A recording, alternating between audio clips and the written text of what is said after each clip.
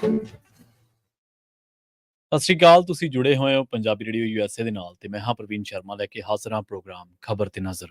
Punjabi radio USA ਨੂੰ ਇਸ ਵੇਲੇ ਤੁਸੀਂ ਸੁਣ ਰਹੇ ਹੋ ਏਐਮ ਐਫਐਮ ਸਟੇਸ਼ਨਸ ਦੇ ਨਾਲ ਨਾਲ ਰੇਡੀਓ ਸੈੱਟ ਤੇ ਨੈਟ ਤੇ mobile app social media platforms Facebook YouTube ਤੇ ਸੁਣ ਰਹੇ ਹੋ ਦੇਖ ਰਹੇ ਹੋ ਸਾਰੇ ਹੀ ਦਰਸ਼ਕਾਂ ਦਾ ਪ੍ਰੋਗਰਾਮ ਖਬਰ ਤੇ ਨਜ਼ਰ ਦੇ ਵਿੱਚ ਸਵਾਗਤ ਹੈ। ਅੱਜ ਦਾ ਖਬਰ ਤੇ ਨਜ਼ਰ ਪ੍ਰੋਗਰਾਮ ਸਾਲ 2023 ਦੀ 17 ਸਤੰਬਰ ਦਾ ਪ੍ਰੋਗਰਾਮ ਹੈ ਤੇ ਦਿਨ ਅੱਜ ਐਤਵਾਰ ਹੈ। ਸਪਾਂਸਰ ਕਰਦੇ ਨੇ ਖਾਲਸਾ ਇੰਸ਼ੋਰੈਂਸ ਏਜੰਸੀ ਵਾਲੇ ਜਿਨ੍ਹਾਂ ਤੋਂ ਤੁਸੀਂ ਹਰ ਤਰੀਕੇ ਦੀ ਇੰਸ਼ੋਰੈਂਸ ਲੈ ਸਕਦੇ ਹੋ। ਇੰਸ਼ੋਰੈਂਸ ਬਾਰੇ ਪਤਾ ਕਰਨ ਦੇ ਲਈ ਇਹਨਾਂ ਦਾ ਨੰਬਰ ਹੈ 468 272 2500। ਇਹ ਪਿਛਲੇ 32 ਸਾਲ ਤੋਂ ਇੰਸ਼ੋਰੈਂਸ ਦੇ ਵਿੱਚ ਸ਼ਾਨਦਾਰ ਸੇਵਾਵਾਂ ਦੇ ਰਹੇ ਨੇ ਤੇ ਅਮਰੀਕਾ ਭਰ ਦੇ ਵਿੱਚ ਇੰਸ਼ੋਰੈਂਸ ਕਰਦੇ ਨੇ। ਅੱਜ ਹੀ ਡਾਇਲ ਕਰੋ 468 272 2500। ਟਰਕੀਅਨ ਇਮੀਗ੍ਰੇਸ਼ਨ ਲਾ ਫਰਮ ਵਾਲੇ ਜੇ ਟਰਕੀਅਨ ਅਟਾਰਨੀ ਟਰਕੀਅਨ ਦੇ ਨਾਲ ਤੁਸੀਂ ਯੂਐਸ ਇਮੀਗ੍ਰੇਸ਼ਨ ਬਾਬਤ ਕੋਈ ਵੀ ਸਲਾਹ ਕਰਨੀ ਕੋਈ ਵੀ ਸਵਾਲ ਪੁੱਛਣਾ ਤੇ ਇਹਨਾਂ ਦਾ ਨੰਬਰ ਹੈ 415 909 0503। Gurdeep Singh Birdi Clovis Satnam Singh Shergill Selma Visalia family Fresno Mandeep Singh Sandeep Kaur San Jose ਤੇ ਮਨਜੀਤ ਸਿੰਘ ਸੈਨ ਹੋਜ਼ੇ। ਇਹਨਾਂ ਸਾਰੇ ਹੀ ਸਪਾਂਸਰਸ ਦਾ ਬਹੁਤ-ਬਹੁਤ ਧੰਨਵਾਦ ਤੇ ਜੇਕਰ ਤੁਸੀਂ ਵੀ ਪੰਜਾਬੀ ਰੇਡੀਓ ਯੂਐਸਏ ਦੇ ਇਹਨਾਂ ਪ੍ਰੋਗਰਾਮਾਂ ਨੂੰ ਸਪਾਂਸਰ ਕਰਨਾ ਚਾਹੁੰਦੇ ਹੋ ਤਾਂ ਸਟੂਡੀਓ ਦਾ ਨੰਬਰ ਹੈ 408 272 5200। ਖਬਰਾਂ ਦੀ ਸ਼ੁਰੂਆਤ ਕਰਦੇ ਹਾਂ ਕੌਮਾਂਤਰੀ ਖਬਰਾਂ ਤੋਂ। ਰੁਖ ਕਰਾਂਗੇ ਲੀਬੀਆ ਦਾ। ਲੀਬੀਆ ਦੇ ਵਿੱਚ ਆਏ ਹੜ੍ਹਾਂ ਕਰਕੇ ਕਈ ਲੋਕਾਂ ਨੇ ਆਪਣੀ ਜਾਨ ਗਵਾ ਦਿੱਤੀ ਹੈ। ਹਜ਼ਾਰਾਂ ਲੋਕਾਂ ਦੀਆਂ ਲਾਸ਼ਾਂ ਮਿਲੀਆਂ ਨੇ ਤੇ ਕਈ ਹਾਲੇ ਵੀ ਲਾਪਤਾ ਦੱਸੇ ਗਏ ਨੇ। ਅੰਤਰਰਾਸ਼ਟਰੀ ਸਹਾਇਤਾ ਦੀ ਖੇਪ ਲੀਬੀਆ ਪਹੁੰਚਣੀ ਸ਼ੁਰੂ ਹੋ ਚੁੱਕੀ ਹੈ। ਐਤਵਾਰ ਨੂੰ ਆਏ ਹੜ੍ਹ ਨੇ ਬੰਦਰਗਾਹ ਸ਼ਹਿਰ ਡਰਨਾ ਨੂੰ ਪਾਣੀ-ਪਾਣੀ ਕਰ ਦਿੱਤਾ ਹੈ। ਇਸ ਹੜ੍ਹ ਦੇ ਵਿੱਚ ਹਜ਼ਾਰਾਂ ਲੋਕ ਅਤੇ ਉਹਨਾਂ ਦੇ ਘਰ ਸਮੁੰਦਰ ਦੇ ਵਿੱਚ ਬਹਿ ਗਏ ਨੇ। ਤੂਫਾਨ ਕਰਕੇ ਪਏ ਮੂਸਲਾਧਾਰ ਮੀਂਹ ਦੇ ਦਬਾਅ ਦੇ ਵਿੱਚ 2 ਬੰਨ੍ਹ ਵੀ ਟੁੱਟ ਚੁੱਕੇ ਨੇ। ਹੁਣ ਇਸ ਵੇਲੇ ਚਰਚਾ ਇਹ ਹੈ ਕਿ ਲੀਬੀਆ ਦੇ ਵਿੱਚ ਜਿਹੜੇ ਲੋਕ ਬਚੇ ਨੇ ਉਹਨਾਂ ਦੇ ਮੂਹਰੇ ਪੀਣ ਵਾਲੇ ਪਾਣੀ ਦੀ ਦਰਕਾਰ ਖੜੀ ਹੈ। ਦੱਸਦੇ ਚੱਲੀਏ ਕਿ 4000 ਦੇ ਕਰੀਬ ਲੋਕਾਂ ਦੀਆਂ ਲਾਸ਼ਾਂ ਬਰਾਮਦ ਕਰ ਲਈਆਂ ਗਈਆਂ ਨੇ। ਇਹਨਾਂ ਤੋਂ ਇਲਾਵਾ ਵੱਡੀ ਪੱਧਰ ਤੇ ਵੱਡੀ ਗਿਣਤੀ ਦੇ ਵਿੱਚ ਕਈ ਲੋਕਾਂ ਦੀ ਪਛਾਣ ਕਰ ਲਈ ਗਈ ਹੈ। ਦੱਸਿਆ ਜਾ ਰਿਹਾ ਕਿ 8000 ਤੋਂ ਵੱਧ ਲੋਕ ਹਾਲੇ ਵੀ ਲਾਪਤਾ ਨੇ।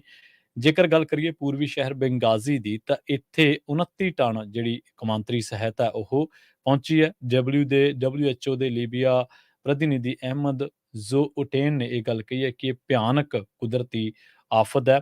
ਸਮੁੰਦਰ ਕਿਨਾਰੇ ਵੀ ਹਾਲੇ ਵੀ ਤੈਰ ਰਹੀਆਂ ਲਾਸ਼ਾਂ ਨੂੰ ਦੇਖਿਆ ਜਾ ਰਿਹਾ ਹੈ।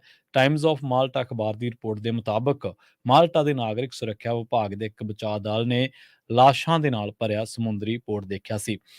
ਇਸ ਤੋਂ ਬਾਅਦ ਨਿਊਜ਼ ਏਜੰਸੀ ਜਿਹੜੀ ਕਿ ਕੌਮਾਂਤਰੀ ਨਿਊਜ਼ ਏਜੰਸੀ ਹੈ AFP ਉਹਦੇ ਇੱਕ ਰਿਪੋਰਟਰ ਨੇ ਇਹ ਗੱਲ ਦੱਸੀ ਹੈ ਕਿ ਉਹਨੇ ਸਹਾਇਤਾ ਦੇ ਨਾਲ ਭਰੇ 2 ਜਹਾਜ਼ਾਂ ਤੋਂ ਬਾਅਦ ਲੋਕਾਂ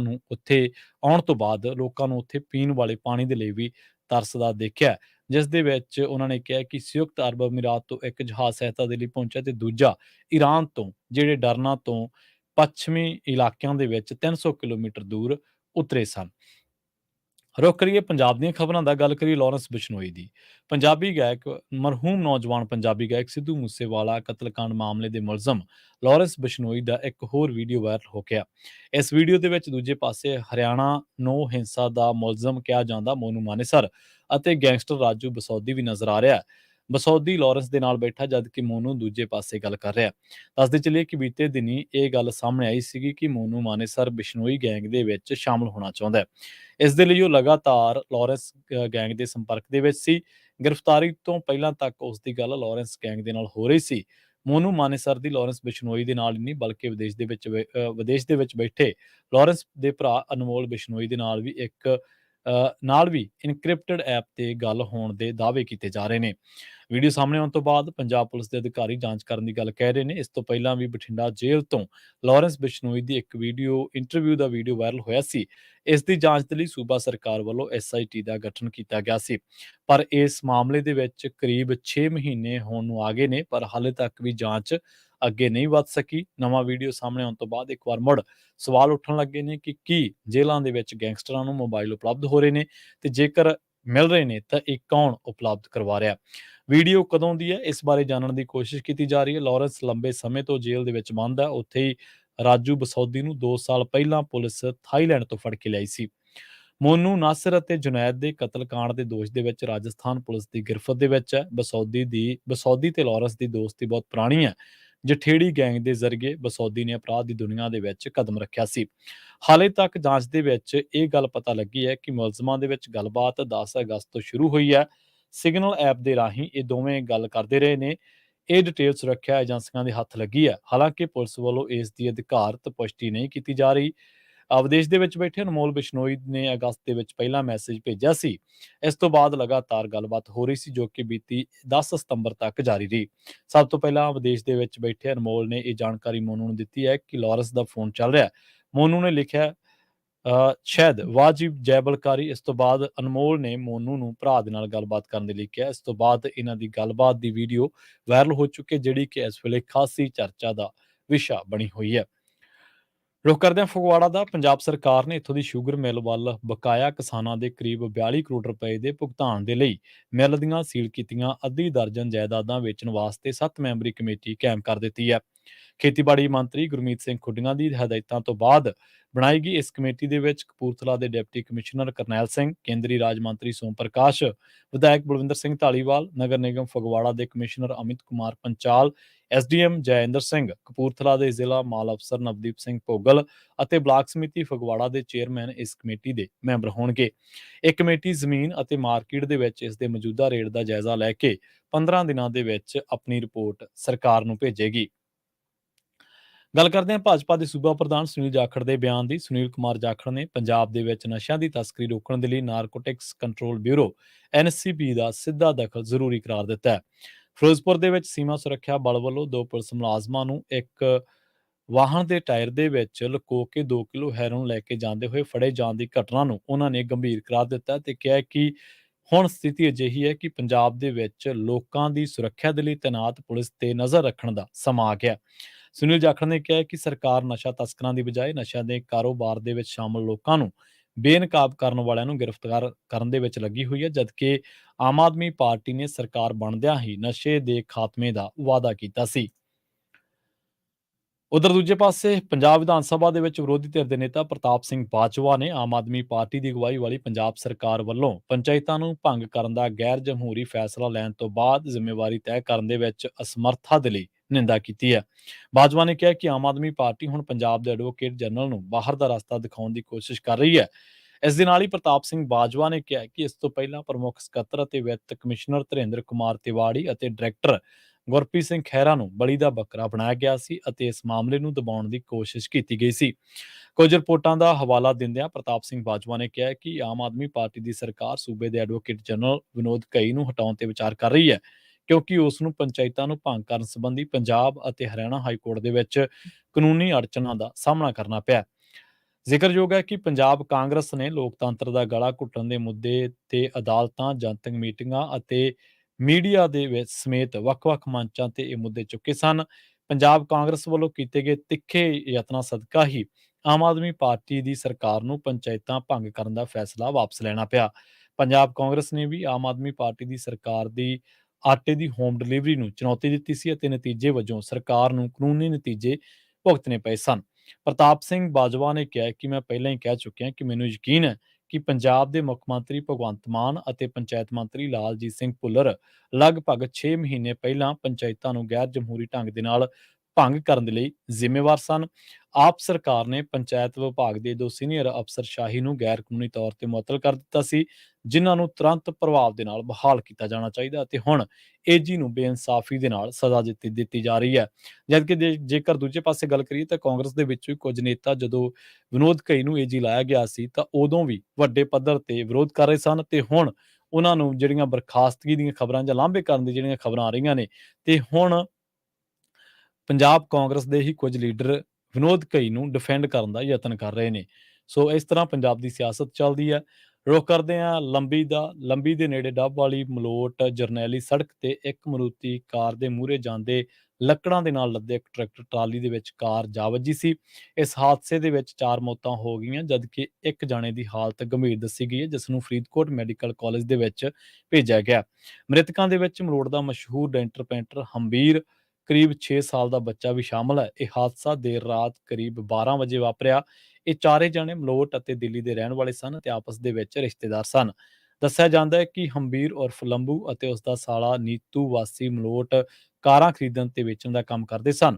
ਉਹ ਦਿੱਲੀ ਤੋਂ ਕਾਰ ਖਰੀਦ ਕੇ ਮਲੋਟ ਨੂੰ ਪਰਤ ਰਹੇ ਸਨ। ਰਸਤੇ ਦੇ ਵਿੱਚ ਹੰਬੀਰ ਤੇ ਉਸ ਦਾ ਬ੍ਰਦਰ ਇਨ ਲਾਅ ਨੀਤੂ, ਉਸ ਦੀ ਸਾਲੀ ਦਾ ਜਿਹੜਾ ਸਪੁੱਤਰ ਹੈ ਅਰਵਿੰਦ ਤੇ ਅਰਵਿੰਦ ਦਾ 6 ਸਾਲਾ ਇੱਕ ਪੁੱਤਰ ਅਰਵ, ਇਸ ਤੋਂ ਇਲਾਵਾ ਇੱਕ ਹੋਰ ਜਣਾ ਕਾਰ ਦੇ ਵਿੱਚ ਸਵਾਰ ਸਨ। ਘਟਨਾ ਉਪਰੰਤ ਚਾਲਕ ਟਰੈਕਟਰ ਲੈ ਕੇ ਫਰਾਰ ਹੋ ਗਿਆ। ਹਾਦਸਾਗ੍ਰਸਤ ਕਾਰ ਬੁਰੀ ਤਰ੍ਹਾਂ ਦੇ ਨਾਲ ਟਰਾਲੇ ਦੇ ਵਿੱਚ ਫਸ ਗਈ ਸੀ, ਜਿਸ ਨੂੰ ਪੁਲਿਸ ਨੇ ਮਸ਼ੀਨਾਂ ਦੀ ਮਦਦ ਦੇ ਨਾਲ ਵੱਖ ਕਰਵਾ ਕੇ ਲਾਸ਼ਾਂ ਨੂੰ ਬਾਹਰ ਕਢਵਾਇਆ ਸੀ। ਮ੍ਰਿਤਕਾਂ ਦੀਆਂ ਲਾਸ਼ਾਂ ਨੂੰ ਸਰਕਾਰੀ ਹਸਪਤਾਲ ਗਿੱਦੜਬਾਹਾ ਦੇ ਮੁਰਦਾ ਘਰ ਦੇ ਵਿੱਚ ਰੱਖਿਆ ਗਿਆ। ਉਧਰ ਜ਼ੀਰਾ ਦੇ ਵਿੱਚ ਵੀ ਇੱਕ ਭਿਆਨਕ ਸੜਕ ਹਾਦਸਾ ਵਾਪਰ ਗਿਆ। ਕੋਟ ਈਸੇ ਖਾਂ ਸੜਕ ਤੇ ਪੈਟਰੋਲ ਪੰਪ ਦੇ ਨੇੜੇ ਬੀਤੀ ਰਾਤ ਇੱਕ ਮੋਟਰਸਾਈਕਲ ਅਤੇ ਕਾਰ ਦੇ ਵਿਚਾਲੇ ਹੋਈ ਟੱਕਰ ਦੇ ਵਿੱਚ ਦੋ ਸਕੇ ਭਰਾਵਾਂ ਸਣੇ ਤਿੰਨ ਨੌਜਵਾਨਾਂ ਦੀ ਮੌਤ ਹੋ ਗਈ ਹੈ, ਜਦਕਿ ਇੱਕ ਗੰਭੀਰ ਜ਼ਖਮੀ ਦੱਸਿਆ ਗਿਆ। ਪਤਾ ਲੱਗਾ ਕਿ ਜਸ਼ਨਦੀਪ ਸਿੰਘ, ਜਿਸ ਦੀ ਉਮਰ 18 ਸਾਲ, ਲਵਪ੍ਰੀਤ ਸਿੰਘ, ਜਿਸ ਦੀ ਉਮਰ 20 ਸਾਲ ਅਤੇ ਗੁਰਜੰਟ ਸਿੰਘ, ਜਿਸ ਦੀ ਉਮਰ 22 ਸਾਲ ਅਤੇ ਲਖਵਿੰਦਰ ਸਿੰਘ ਵਾਸੀ ਪਿੰਡ ਲੋਕਾ ਖੁਰਦ ਮੋਟਰਸਾਈਕਲਾਂ ਤੇ ਤਲਵੰਡੀ ਮੰਗੇ ਖਾਂ ਤੋਂ ਆਪਣੇ ਪਿੰਡ ਲੋਕਾ ਖੁਰਦ ਪਰਤ ਰਹੇ ਸਨ।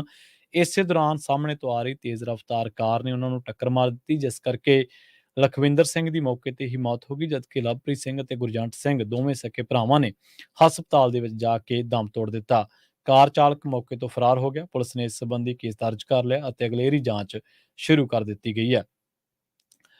ਰੁਕ ਕਰਦੇ ਹਾਂ ਕੁਝ ਕੌਮੀ ਖਬਰਾਂ ਦਾ। ਗੱਲ ਕਰਾਂਗੇ ਇਸਰੋ ਦੀ। 23 ਅਗਸਤ 2023 ਦੇ ਦਿਨ ਭਾਰਤ ਦਾ ਚੰਨ ਉੱਤੇ ਉਤਰਨ ਦਾ ਸੁਪਨਾ ਪੂਰਾ ਹੋਇਆ। ਚੰਦਰਯਾਨ 3 ਨੇ ਚੰਨ ਦੇ ਦੱਖਣੀ ਧੁਰੇ ਤੇ ਸਤ੍ਹਾ ਦੇ ਉੱਤੇ ਸੌਫਟ ਲੈਂਡਿੰਗ ਕੀਤੀ। ਇਸ ਦੇ ਨਾਲ ਹੀ ਭਾਰਤ ਅਜਿਹਾ ਕਰਨ ਵਾਲਾ ਸੰਸਾਰ ਦਾ ਪਹਿਲਾ ਮੁਲਕ ਬਣ ਗਿਆ। ਲੈਂਡਿੰਗ ਦੇ ਸਮੇਂ ਪ੍ਰਧਾਨ ਮੰਤਰੀ ਨਰਿੰਦਰ ਮੋਦੀ ਬ੍ਰਿਕਸ ਵਾਰਤਾ ਦੇ ਲਈ ਦੱਖਣੀ ਅਫਰੀਕਾ ਦੇ ਵਿੱਚ ਸਨ ਅਤੇ ਜੋਹਨਸਬਰਗ ਤੋਂ ਉਹਨਾਂ ਨੇ ਇਸਰੋ ਦੇ ਵਿਗਿਆਨੀਆਂ ਤੇ ਦੇਸ਼ ਵਾਸੀਆਂ ਨੂੰ ਇਹਦੇ ਲਈ ਵਧਾਈ ਦਿੱਤੀ ਸੀ ਤੇ ਸੰਬੋਧਨ ਕੀਤਾ ਸੀ। ਠੀਕ ਉਸੇ ਵੇਲੇ ਚੰਦਰਯਾਨ ਦੇ ਲਈ ਲਾਂਚ ਪੈਡ ਬਣਾਉਣ ਵਾਲੇ ਮੁਲਾਜ਼ਮ ਆਪਣੀ 18 ਮਹੀਨਿਆਂ ਦੀ ਬਕਾਇਆ ਤਨਖਾਹ ਦੇ ਲਈ ਅੰਦੋਲਨ ਕਰ ਰਹੇ ਸਨ। ਅੰਦੋਲਨਕਾਰੀ ਮੁਲਾਜ਼ਮਾਂ ਦਾ ਕਹਿਣਾ ਹੈ ਕਿ ਰਾਂਚੀ ਦੇ ਧੁਰਵਾ ਸਥਿਤ heavy engineering corporation limited HEC ਦੇ 2800 ਮੁਲਾਜ਼ਮਾਂ ਨੂੰ ਪਿਛਲੇ 18 ਮਹੀਨਿਆਂ ਤੋਂ ਤਨਖਾਹ ਨਹੀਂ ਮਿਲੀ। HEC ਇੱਕ ਸਰਕਾਰੀ ਅਦਾਰਾ ਹੈ। HEC ਨੇ ਚੰਦਰਯਾਨ ਦੇ ਲਈ 800 ਟਨ ਦੇ ਲਾਂਚ ਪੈਡ ਤੋਂ ਇਲਾਵਾ ਫੋਲਡਿੰਗ ਪਲੇਟਫਾਰਮ UBS ਸਲਾਈਡਿੰਗ ਡੋਰ ਵੀ ਬਣਾਇਆ। ਇਸ ਦੇ ਨਾਲ ਹੀ HEC ਇਸਰੋ ਦੇ ਲਈ ਇੱਕ ਹੋਰ ਲਾਂਚ ਪੈਡ ਬਣਾ ਰਹੀ ਹੈ। ਦੱਸਦੇ ਚੱਲੀਏ ਕਿ HEC ਦੇ ਟੈਕਨੀਸ਼ੀਅਨ ਦੀਪਕ ਕੁਮਾਰ ਉਪਰਾਰੀਆ ਪਿਛਲੇ ਕੁਝ ਦਿਨਾਂ ਤੋਂ ਇਡਲੀ ਵੇਚ ਕੇ ਆਪਣਾ ਗੁਜ਼ਾਰਾ ਕਰ ਰਹੇ ਨੇ। ਉਹ ਰਾਂਚੀ ਦੇ ਧੁਰਵਾ ਇਲਾਕੇ ਦੇ ਵਿੱਚ ਪੁਰਾਣੀ ਵਿਧਾਨ ਸਭਾ ਦੇ ਠੀਕ ਸਾਹਮਣੇ ਇਡਲੀ ਦੀ ਦੁਕਾਨ ਲਗਾਉਂਦੇ ਨੇ। ਉਸ ਵੇਲੇ ਇਡਲੀ ਵੇਚਦੇ ਨੇ, ਦੁਪਹਿਰੇ ਦਫ਼ਤਰ ਜਾਂਦੇ ਨੇ ਤੇ ਸ਼ਾਮ ਨੂੰ ਫਿਰ ਇਡਲੀ ਵੇਚ ਕੇ ਘਰ ਚਲੇ ਜਾਂਦੇ ਨੇ। ਉਹਨਾਂ ਕਿਹਾ ਕਿ ਪਹਿਲਾਂ ਮੈਂ ਕ੍ਰੈਡਿਟ ਕਾਰਡ ਦੇ ਨਾਲ ਘਰ ਚਲਾਇਆ, ਉਸ ਤੋਂ 2 ਲੱਖ ਕਰਜ਼ਾ ਚੜ ਗਿਆ ਤੇ ਮੈਨੂੰ ਡਿਫਾਲਟਰ ਕਰਾਰ ਦੇ ਦਿੱਤਾ ਗਿਆ। ਇਸ ਤੋਂ ਬਾਅਦ ਰਿਸ਼ਤੇਦਾਰਾਂ ਤੋਂ ਪੈਸੇ ਮੰਗ ਕੇ ਘਰ ਚਲਾਇਆ। ਉਹਨਾਂ ਕਿਹਾ ਕਿ ਹੁਣ ਤੱਕ ਮੈਂ 4 ਲੱਖ ਰੁਪਏ ਦਾ ਕਰਜ਼ ਲੈ ਚੁੱਕਿਆ ਕਿਉਂਕਿ ਮੈਂ ਕਿਸੇ ਨੂੰ ਪੈਸੇ ਨਹੀਂ ਮੋੜ ਸਕਿਆ। ਇਸ ਦੇ ਲਈ ਉਹਨਾਂ ਕਿਹਾ ਕਿ ਹੁਣ ਲੋਕਾਂ ਨੇ ਉਧਾਰ ਦੇਣਾ ਬੰਦ ਕਰ ਦਿੱਤਾ। ਫਿਰ ਪਤਨੀ ਦੇ ਗਹਿਣੇ ਰੱਖ ਕੇ ਕੁਝ ਦਿਨ ਹੋਰ ਲੰਘਾਏ। ਉਹਨਾਂ ਕਿਹਾ ਕਿ ਪਰਿਵਾਰ ਬੇਵੱਸ ਹੈ ਤੇ ਲੱਗਿਆ ਕਿ ਜਦੋਂ ਭੁੱਖੇ ਮਰ ਜਾਵਾਂਗੇ ਤਾਂ ਮੈਂ ਇਡਲੀ ਦੀ ਦੁਕਾਨ ਖੋਲ੍ਹ ਲਈ। ਉਹਨਾਂ ਕਿਹਾ ਕਿ ਮੇਰੀ ਪਤਨੀ ਵਧੀਆ ਇਡਲੀ ਬਣਾਉਂਦੀ ਹੈ ਤੇ ਹੁਣ ਰੋਜ਼ 300 ਤੋਂ ਲੈ ਕੇ 400 ਰੁਪਏ ਦੀ ਇਡਲੀ ਵੇਚ ਰਿਹਾ, ਜਿਸ ਦੇ ਨਾਲ ਕਈ ਵਾਰ 50 ਰੁਪਏ ਤੇ ਕਈ ਵਾਰ 100 ਰੁਪਏ ਮੁਨਾਫਾ ਹੋ ਜਾਂਦਾ ਤੇ ਇਸੇ ਦੇ ਨਾਲ ਮੈਂ ਆਪਣਾ ਘਰ ਚਲਾ ਰਿਹਾ।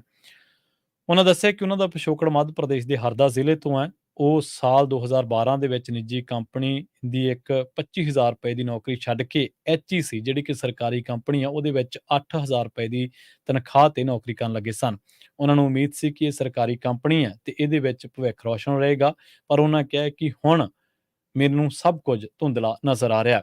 ਉਹਨਾਂ ਇਹ ਵੀ ਦੱਸਿਆ ਕਿ ਮੇਰੀਆਂ 2 ਧੀਆਂ ਨੇ, ਦੋਵੇਂ ਸਕੂਲ ਜਾਂਦੀਆਂ ਨੇ ਤੇ ਇਸ ਸਾਲ ਅਜੇ ਤੱਕ ਉਹਨਾਂ ਦੇ ਸਕੂਲ ਦੀ ਫੀਸ ਉਹ ਨਹੀਂ ਦੇ ਸਕੇ। ਹਰ ਦਿਨ ਸਕੂਲ ਵੱਲੋਂ ਨੋਟਿਸ ਭੇਜਿਆ ਜਾ ਰਿਹਾ। ਇੱਥੋਂ ਤੱਕ ਕਿ ਕਲਾਸ ਦੇ ਵਿੱਚ ਅਧਿਆਪਕ ਕਹਿੰਦੇ ਨੇ ਕਿ HEC ਵਾਲੇ ਮਾਪਿਆਂ ਦੇ ਬੱਚੇ ਕੌਣ-ਕੌਣ ਨੇ, ਉਹ ਕਲਾਸ ਦੇ ਵਿੱਚ ਖੜੇ ਹੋ ਜਾਣ। ਇਸ ਤੋਂ ਬਾਅਦ ਉਹਨਾਂ ਕਿਹਾ ਕਿ ਉਹਨਾਂ ਨੂੰ ਜ਼ਲੀਲ ਕੀਤਾ ਜਾਂਦਾ ਹੈ। ਧੀਆਂ ਰੋਂਦੀਆਂ ਨੇ, ਘਰ ਆਉਂਦੀਆਂ ਨੇ ਤੇ ਉਹਨਾਂ ਨੂੰ ਰੋਂਦਿਆਂ ਦੇਖ ਕੇ ਮੇਰਾ ਕਾਲਜਾ ਫਟ ਜਾਂਦਾ ਹੈ, ਪਰ ਮੈਂ ਉਹਨਾਂ ਦੇ ਸਾਹਮਣੇ ਰੋਂਦਾ ਨਹੀਂ। ਰੁੱਖ ਕਰਦੇ ਹਾਂ ਮਣੀਪੁਰ ਦਾ। ਇੰਫਾਲ ਤੋਂ ਖਬਰ ਆ ਰਹੀ ਹੈ, ਭਾਰਤੀ ਸੈਨਾ ਦਾ ਇੱਕ ਜਵਾਨ ਮਣੀਪੁਰ ਦੇ ਇੰਫਾਲ ਈਸਟ ਜ਼ਿਲ੍ਹੇ ਦੇ ਵਿੱਚ ਮ੍ਰਿਤਕ ਮਿਲਿਆ। ਜਵਾਨ ਦੀ ਦੇਹ ਖੂਨਿਥਿਕ ਦੇ ਇੱਕ ਪਿੰਡ ਦੇ ਵਿੱਚੋਂ ਮਿਲੀ ਹੈ। ਖੁਨਿੰਗਥਿਕ ਪਿੰਡ ਦੇ ਵਿੱਚੋਂ ਮਿਲੀ ਹੈ। ਉਸ ਦੀ ਸ਼ਨਾਖਤ ਸਿਪਾਹੀ ਸਰਥੋ ਥੰਗ ਵਜੋਂ ਹੋਈ ਹੈ। ਉਹ ਫੌਜ ਦੀ defence security corps DSC platoon ਦੇ ਨਾਲ ਸੰਬੰਧਿਤ ਅਤੇ ਕਾਂਗਪੋਕਪੀ ਜ਼ਿਲ੍ਹੇ ਦੇ ਵਿੱਚ ਤੈਨਾਤ ਸੀ। ਉਹ ਇੰਫਾਲ ਵੈਸਟ ਦੇ ਟਰੁੰਗ ਦਾ ਰਹਿਣ ਵਾਲਾ ਹੈ। ਅਧਿਕਾਰੀਆਂ ਦੇ ਮੁਤਾਬਕ ਅਣਪਛਾਤੇ ਹਥਿਆਰਬੰਦ ਵਿਅਕਤੀ ਸੈਨਿਕ ਨੂੰ ਅਗਵਾ ਕਰਕੇ ਲੈ ਗਏ ਸਨ। ਇਹ ਘਟਨਾ ਸ਼ਨੀਵਾਰ ਦੀ ਹੈ। ਉਹ ਛੁੱਟੀ ਤੇ ਆਇਆ ਹੋਇਆ ਸੀ। ਸਿਪਾਹੀ ਦਾ 10 ਸਾਲਾ ਪੁੱਤਰ ਘਟਨਾ ਦਾ ਇੱਕੋ ਇੱਕ ਅਗਵਾ ਹੈ। ਉਸ ਨੇ ਦੱਸਿਆ ਕਿ 3 ਜਾਣੇ ਉਹਨਾਂ ਦੇ ਘਰ ਦੇ ਵਿੱਚ ਦਾਖਲ ਹੋਏ। ਉਸ ਵੇਲੇ ਉਹ ਤੇ ਉਸਦੇ ਪਿਤਾ ਘਰ ਦੇ ਵਰਾਂਡੇ ਦੇ ਵਿੱਚ ਕੰਮ ਕਰ ਰਹੇ ਸਨ। ਬੱਚੇ ਨੇ ਦੱਸਿਆ ਕਿ ਹਥਿਆਰਬੰਦ ਵਿਅਕਤੀਆਂ ਨੇ ਉਸ ਦੇ ਸੈਨਿਕ ਪਿਤਾ ਦੇ ਮੱਥੇ ਉੱਤੇ ਪਿਸਤੌਲ ਰੱਖ ਦਿੱਤਾ ਅਤੇ ਇੱਕ ਚਿੱਟੇ ਰੰਗ ਦੇ ਵਾਹਨ ਦੇ ਵਿੱਚ ਜ਼ਬਰੀ ਉਸ ਨੂੰ ਲੈ ਕੇ ਮੌਕੇ ਤੋਂ ਫਰਾਰ ਹੋ ਗਏ। ਅਧਿਕਾਰੀਆਂ ਨੇ ਦੱਸਿਆ ਕਿ ਐਤਵਾਰ ਸਵਖਤੇ ਤੱਕ ਉਹਦੇ ਬਾਰੇ ਕੋਈ ਖਬਰ ਨਹੀਂ ਮਿਲੀ ਅਤੇ ਕਰੀਬ 9:30 ਵਜੇ ਸਵੇਰੇ ਉਸਦੀ ਦੇਹ ਖੁਨਿੰਗਥੇਕ ਪਿੰਡ ਦੇ ਵਿੱਚੋਂ ਮਿਲੀ। ਇਸ ਤੋਂ ਬਾਅਦ ਮ੍ਰਿਤਕ ਦੇ ਰਿਸ਼ਤੇਦਾਰਾਂ ਨੇ ਦੇਹ ਦੇ ਬਾਰੇ ਪੁਸ਼ਟੀ ਕੀਤੀ। ਉਸ ਦੇ ਮੱਥੇ ਉੱਤੇ ਗੋਲੀ ਮਾਰੀ ਗਈ ਸੀ। ਸਿਪਾਹੀ ਕੌਮ ਦੇ ਪਰਿਵਾਰ ਦੇ ਵਿੱਚ ਪਤਨੀ ਤੋਂ ਇਲਾਵਾ 2 ਬੱਚੇ, 1 ਧੀ ਤੇ 1 ਪੁੱਤਰ ਨੇ। ਅਧਿਕਾਰੀਆਂ ਨੇ ਕਿਹਾ ਕਿ ਅੰਤਿਮ ਰਸਮਾਂ ਪਰਿਵਾਰ ਦੀ ਇੱਛਾ ਮੁਤਾਬਕ ਹੋਣਗੀਆਂ। ਫੌਜ ਨੇ ਆਪਣੀ ਇੱਕ ਟੀਮ ਪੀੜਤ ਪਰਿਵਾਰ ਦੇ ਘਰ ਭੇਜ ਦਿੱਤੀ ਹੈ।